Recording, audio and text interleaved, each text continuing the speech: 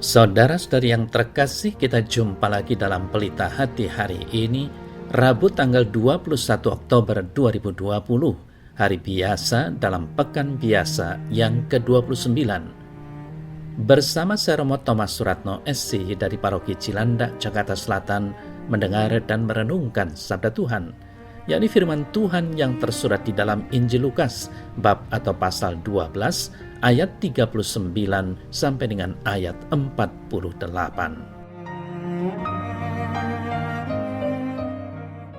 Pada suatu ketika, berkatalah Yesus kepada murid-muridnya, "Camkanlah ini baik-baik. Jika tuan rumah tahu pukul berapa pencuri akan datang, ia tidak akan membiarkan rumahnya dibongkar. Hendaklah kamu juga siap sedia, karena Anak Manusia datang pada saat yang tidak kamu sangkakan." Kata Petrus, "Tuhan, kamikah yang Engkau maksudkan dengan perumpamaan itu atau juga semua orang?" Jawab Tuhan, "Jadi siapakah pengurus rumah yang setia dan bijaksana yang akan diangkat oleh tuannya menjadi kepala atas semua hambanya untuk memberikan makanan kepada mereka pada waktunya? Berbahagialah hamba yang didapati tuannya melakukan tugasnya itu ketika tuannya itu datang.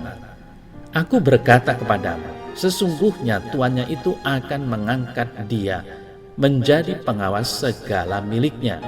Akan tetapi, jikalau hamba itu jahat dan berkata di dalam hatinya, 'Tuanku tidak datang-datang,' lalu ia mulai memukul hamba-hamba laki-laki dan hamba-hamba perempuan, dan makan, minum, dan mabuk, maka tuan hamba itu akan datang pada hari yang tidak disangkakannya dan pada saat yang tidak diketahuinya, dan akan membunuh dia dan membuat dia senasib dengan orang-orang yang tidak setia.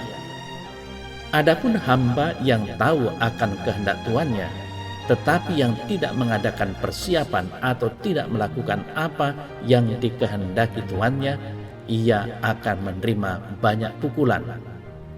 Tetapi barang siapa tidak tahu akan kehendak tuannya dan melakukan apa yang harus mendatangkan pukulan, ia akan menerima sedikit pukulan.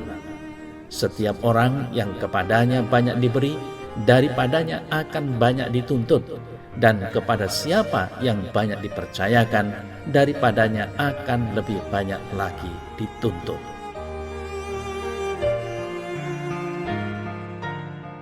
Saudara-saudari yang terkasih, warta Injil hari ini mengingatkan kita bahwa masing-masing dari kita mempunyai talenta-talenta yang harus dipertanggungjawabkan.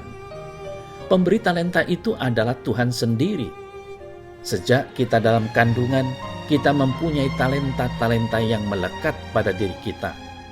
Pada waktu kecil, talenta itu masih menjadi potensi, namun sudah ada. Saat kita mampu menggunakan akal budi, itulah kemudian muncul juga tuntutan untuk mengembangkan dan bertanggung jawab atas talenta yang kita miliki. Saudara-saudari yang terkasih, masing-masing dari kita mempunyai kapasitas hidup yang berbeda, sesuai konteks, tempat, budaya, pendidikan, dan apa saja yang mempengaruhi hidup. Kita diajak untuk semakin mengenal diri kita dengan segala potensinya. Perbedaan pendapatan, perbedaan pendidikan, perbedaan macam-macamnya menjadikan kita sebagai orang Kristen yang beragam. Namun demikian, satu hal yang sama persis adalah dengan kapasitas kita masing-masing, Tuhan akan menuntut pertanggungjawaban atas hidup kita. Seorang petani akan dituntut tanggung jawab sebagai petani. Seorang guru akan dituntut sebagai seorang pengajar. Demikian juga dengan kapasitas masing-masing dari kita.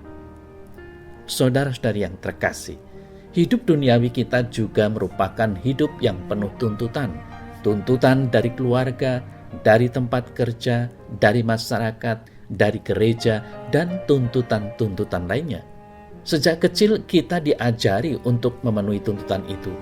Maka dari itu, tidak jarang dari kita saat ini juga menuntut orang lain untuk seperti yang kita kehendaki. Dalam level yang wajar, demi kesejahteraan umum, Setiap orang dituntut dalam kapasitasnya dan kewajibannya.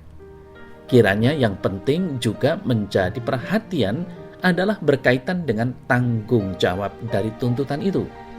Sebuah tuntutan idealnya dilihat dari kemampuan bertanggung jawab seseorang.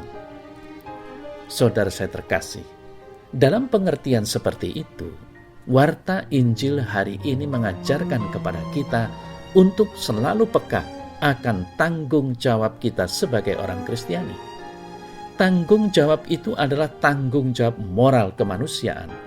Tuntutan paling jelas dalam warta hari ini adalah tuntutan untuk mencintai orang lain dengan lebih serius. Memperlakukan seorang hamba sebagai bukan manusia adalah pelanggaran besar. Seorang hamba pun layak diperlakukan sebagai manusia seperti sang Tuan. Memang seorang hamba mempunyai tugas dan kewajiban, namun hal itu tidak menjadi legalistis seorang Tuan memperlakukan semena-mena terhadap para hambanya.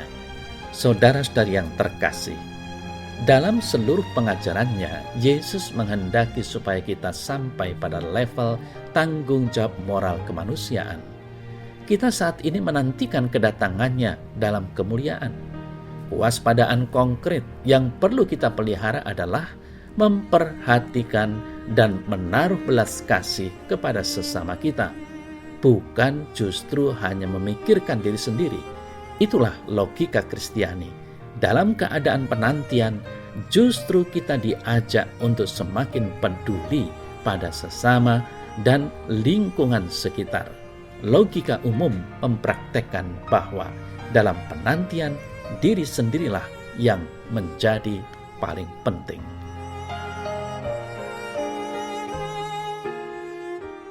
Ya Tuhan, ajarilah aku untuk mempunyai mata hati yang senantiasa waspada dan pegah. Bantulah aku agar mampu untuk bertanggung jawab atas diriku dan sesama. Semoga aku tidak terlena dengan kenikmatan makanan dan minuman yang aku santap. Karena belas kasih dan kerahiman-Mu, semoga aku selalu mau belajar untuk mempunyai hati seperti yang Engkau miliki. Amin.